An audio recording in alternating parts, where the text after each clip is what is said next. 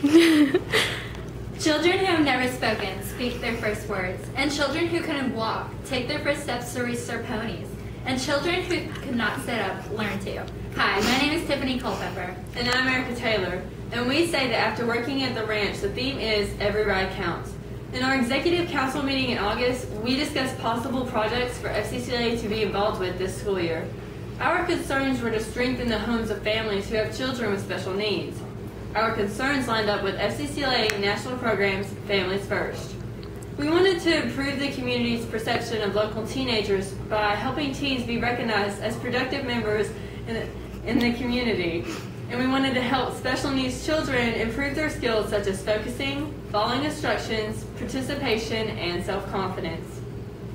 Many student horse leaders get their start by volunteering at the ranch as sidewalkers.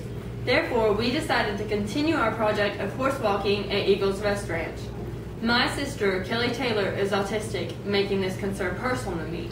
By looking at her, you wouldn't think that she is one that has been diagnosed with autism. Because I have such a close relationship to her, I wanted to become more involved with special needs children. We chose the program Families First to gain a better understanding of how families work. Riding at the ranch helped several of these children with skills at home, such as listening and helping them physically. Miss Ginger Brown, owner of Eagles Rest Ranch, sent Miss Harrison, one of our FCCLA advisors, an invitation to get her students involved in the Catoosa County Special Olympics again this year.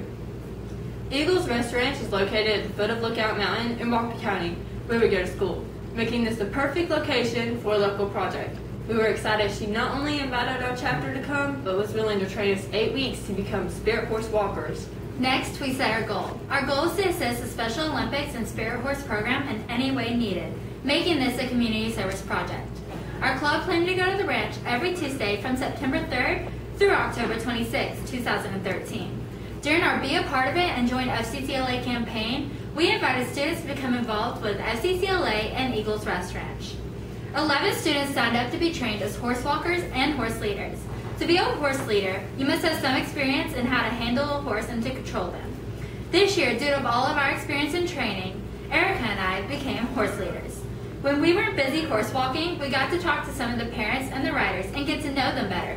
Since we chose Families First as our national program, we were excited to see if the communication between the riders and their parents would improve as the child became excited over riding a horse.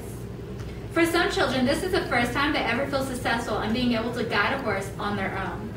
Our goal was for them to be able to learn to ride the horse with better posture and muscle control, and for some to even learn to ride the horse on their own.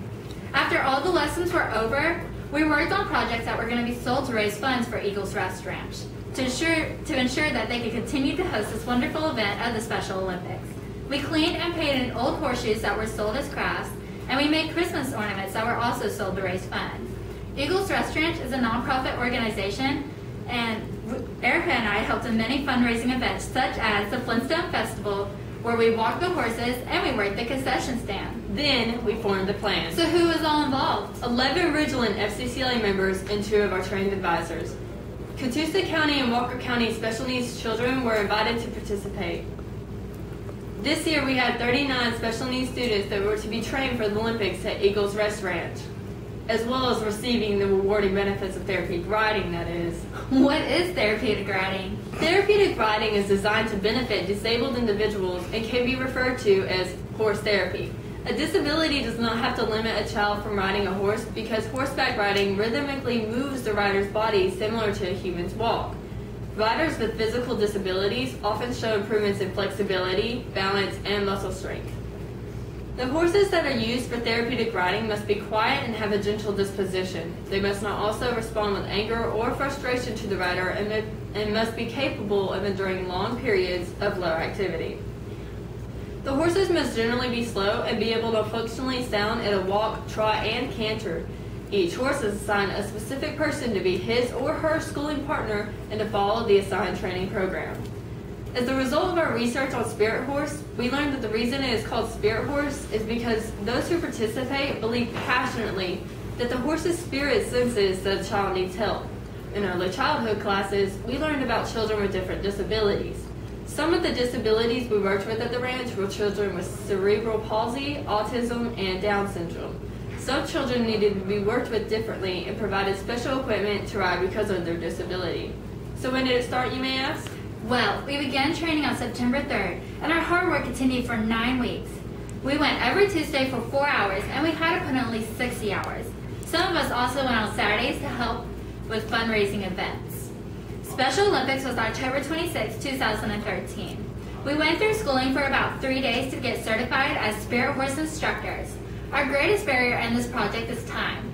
Many teenagers find it difficult to dedicate a large amount of time to a program. However, we did what it took to overcome this barrier and be reliable participants. Some may wonder how we did it. Why don't you explain? FCCLA members would walk beside the horse to prevent the child from falling. Because a new rider is generally assisted by 2 sidewalkers that walk alongside of the horse, as well as the horse leader. To do this, members would put an arm over the side of the child's knee and hold on to the side of the saddle. We each had 8 riders who had a 30-minute lesson. Some riders, as they progressed in their training, they learned to ride without sidewalkers, and some were good enough on their own to ride without a horse leader. We started off as sidewalkers this year and advanced into horse leading. To be a horse leader, you must have some experience with horses, because horses have the ability to sense those who are horsemen and those who do not possess any knowledge of horses and how to handle them. At times, we had to run to keep up the horse if it had a trot. We did this during lessons and during the Special Olympics if the child couldn't ride independently. Members also set up and worked a game booth where the participants could have fun while waiting for their opportunity to compete. We had a cow putty toss game, which was the favorite of some of the children. So Tiffany, tell where it is already. Eagles Rest Ranch is located in the base of Lookout Mountain, Georgia, and Flinstone, owned by Ginger and Burton Brown. Eagles Rest Ranch serves individuals with various mental and physical disabilities, along with social and emotional disorders. It's approximately 400 acres of wood and riding trail, and they have one barn that houses over 20 or so horses for therapeutic riding. In the barn, they have a small indoor arena used for walking the horses around in a circle while teaching the child to stop and go, carry a flag for balance, and return the flag to a stand while using one hand to control the reins. They also have a covered 100 by 200 outdoor arena.